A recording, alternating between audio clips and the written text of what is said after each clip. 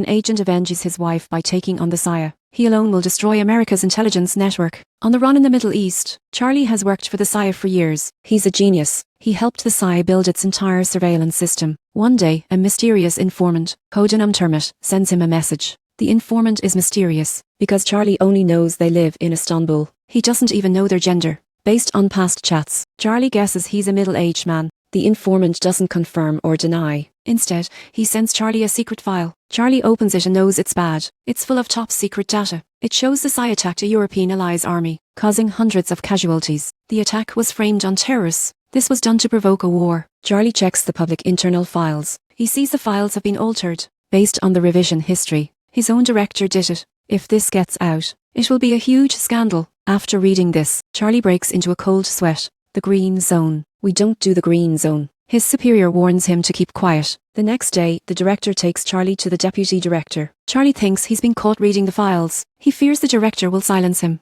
or at least warn him. For a moment, Charlie even prepares his last words, but the deputy director offers condolences. Charlie's beloved wife died in a terrorist attack. He would rather be dead himself. Charlie is in disbelief, but he turns on the news. The attack in London is being reported worldwide. His wife was in London on a business trip. 4 assailants entered her hotel. She was taken hostage. Then she was shot and killed. Charlie stares at the news, stunned. At home, he's heartbroken and lost. The next day, he asks his director about the hunt for the killers. London is a major city. It's covered in surveillance cameras. No attacker should be able to escape. But the director just gives him empty words. Then, a black agent he's never met also assures him they'll handle it. He sees they're just placating him. There's no progress. They're not sharing any real information. This makes Charlie miserable. He decides to handle it himself. He works for days without sleep. He finally gathers old surveillance footage of the attackers in London. Following the footage, he tracks their movements. There were 4 attackers. A day earlier, they had a meeting in London with an Indonesian company. But they shot the company's employees at the meeting. After the killings, they left the hotel.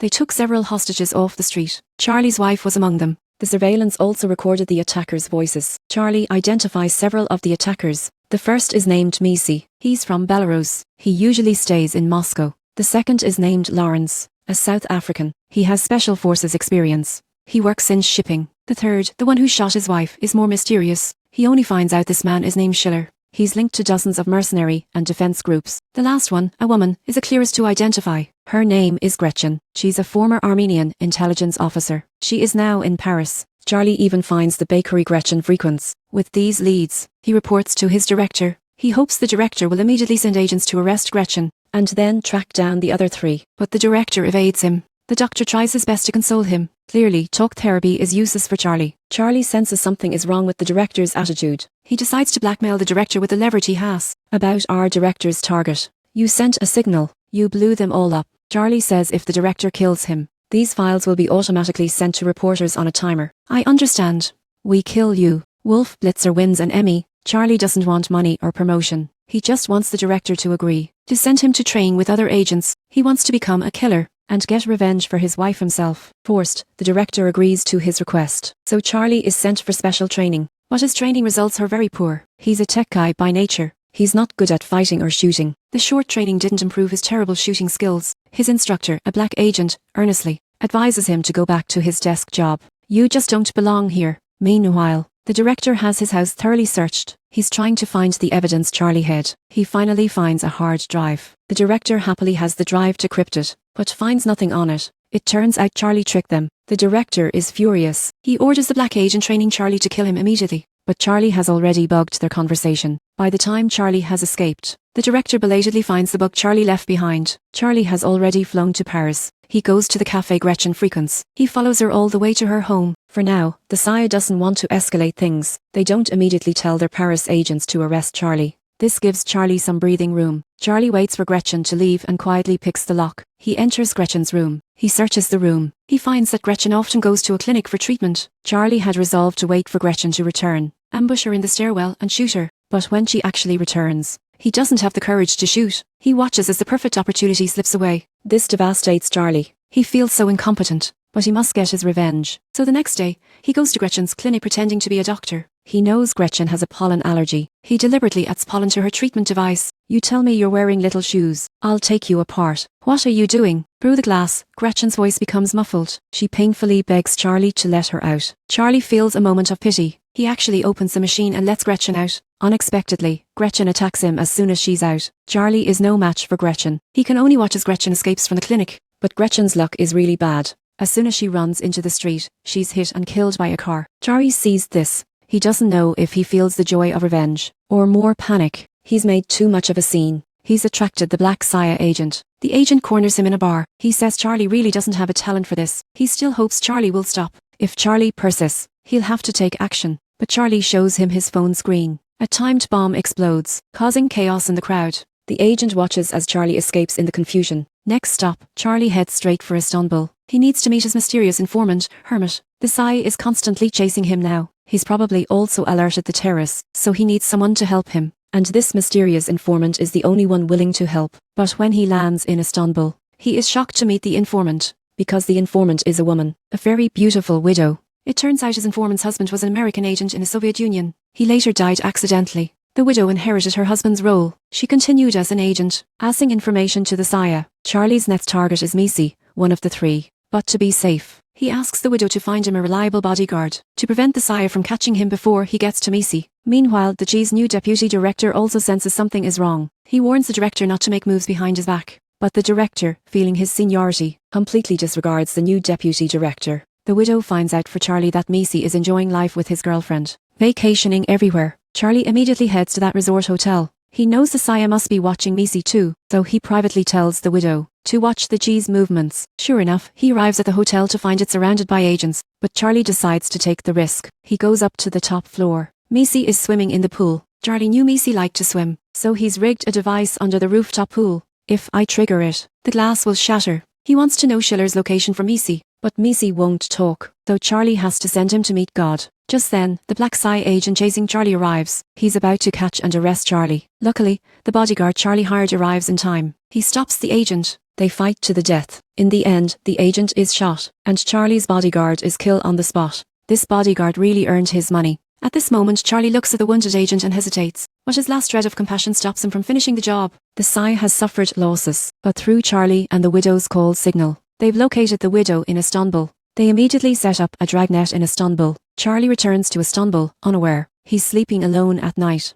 when the widow suddenly comes to the sofa. The two of them sleep together in an embrace, but before anything can happen, Saya agents storm the place. The two can only quickly destroy all their files. Then they flee for their lives, but the widow's luck is terrible. While driving, she's hit by a grenade. She dies instantly. Charlie can only stop the car and move her body to the passenger seat. He gets into the driver's seat himself. Forcing back his grief, he keeps driving. He manages to escape the cheese dragnet. Now Charlie has another woman to mourn, but he's running out of time. The Psy is still after him. He hits the road again. He's preparing to target Lawrence, who manages chipping. She knows the Psy is definitely still watching him. To prevent the Saya from disrupting his plans, he feeds a new model into his facial recognition system, creating a new version of himself. Then he takes his face and model and applies it to a random person in Berlin. So when that person appears on camera, it immediately triggers the G system alert. The Psy immediately flies to Berlin, trying to catch him. This gives Charlie the time to go after Lawrence. Figuring a businessman is the easiest to lure out, he just sends a message,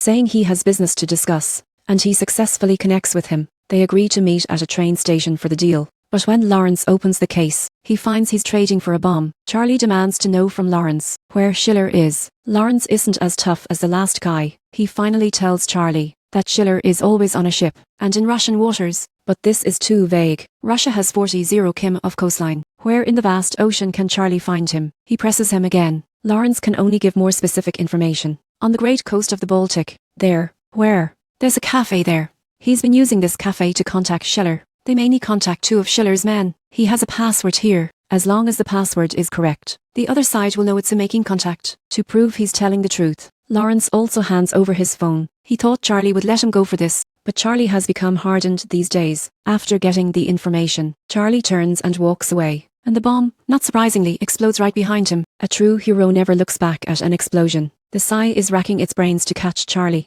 but Charlie keeps using his facial model, tying it to random people all over the world, constantly triggering Psy alerts. The Psy comes up empty time and time again. From the director down to the agents, everyone is stressed. But that doesn't mean what Charlie is doing is truly seamless. He is still at the portside cafe, where he's caught by the cheese top agent. Charlie is very nervous. He thinks the top agent is here to arrest him. This agent actually has a good relationship with Charlie at the Saya. In a way, Charlie might be this agent's only friend at the SI. This friendship leads the agent to try and persuade Charlie for a long time. He urges Charlie to come back with him. He says he'll help Charlie. He can take Charlie home. But Charlie Justin, a home without his wife. How can it be called a home? The two fail to agree. The top agent, seeing he can't persuade him, can only turn and leave. A nod to their past friendship. That night, Charlie is taken aboard the ship of Schiller, the man he's been dying to meet. When he was at the port, he deliberately placed a bomb under Schiller's boat, but Schiller saw right through it. Schiller looks at the frail Charlie. He doesn't understand where he gets such courage. Any normal person in this situation would know.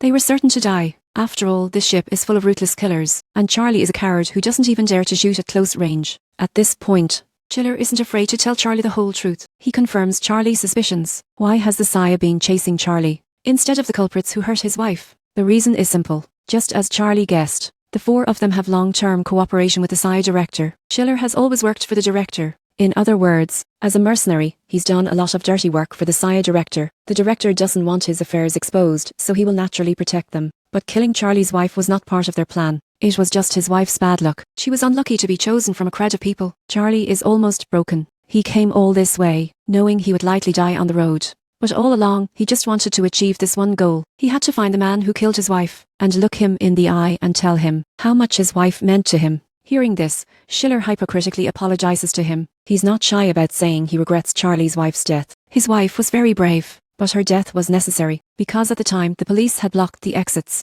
They had to kill a hostage to show the police. What would happen if they weren't let go? Schiller even argues sophistically. You and I are no different. Didn't you kill others to find me? He just wanted to achieve his goal. He had to sacrifice some people outside his goal. There's no difference. At most, it's collateral damage. This explanation makes Charlie even more furious. On one hand, he feels he is completely different from Schiller. On the other hand, he feels he must kill Schiller. But right now, he himself is controlled by Schiller. Schiller, seeing how stubborn he is, still shouting about killing him, suddenly, to humiliate Charlie, he actually gives Charlie a gun. He tells him to shoot. He fully believes Charlie is a coward. After all, Charlie hurt the first 3 people from a distance with bombs, and didn't even dare to look back. Because if you shoot someone up close, the blood splatters on your face. The shooter also feels the cruelty of a life being lost. The impact of that moment is enough to give you nightmares for a long time. In fact, Charlie is indeed a coward. He aims the gun at Schiller. Schiller pretends to kneel, but Charlie hesitates and can't pull the trigger. But before Schiller can mock Charlie, he suddenly notices something is wrong with the boat. Their boat has unknowingly gone off course. It has entered Finnish waters, where it shouldn't be. This action attracts the local coast guard. Schiller exclaims, it's impossible. After all, his boat's course was specially encrypted by the Sire. But he forgot that the cheese surveillance and encryption technology mostly came from Charlie. For him, cracking his own code is as easy as opening his own front door. Charlie tampered with things before boarding. He turned his watch into a transmitter. After he boarded the ship, he used the watch signal to directly control the boat's direction. During the time Schiller was taunting him, Interpol had already received the message and was on its way. As they speak, the Coast Guard and Interpol boats have already surrounded their vessel. And just like that, Schiller is arrested, and Charlie successfully returns to his country. Logically, he should be silenced by the director, but the new deputy director has a conflict with the director. Charlie's actions are essentially whistleblowing, exposing the director's illegal and improper actions to the world. This not only attracts the media, but also gives the new deputy director an opportunity to remove the director and take full control. The deputy director returns the favor. He assures the media that Charlie is safe, and that he will continue to serve in the Sire. Charlie's revenge is complete. He can finally face his wife's death. He goes to her grave to lay flowers. When he returns to his car from the cemetery, he finds in his car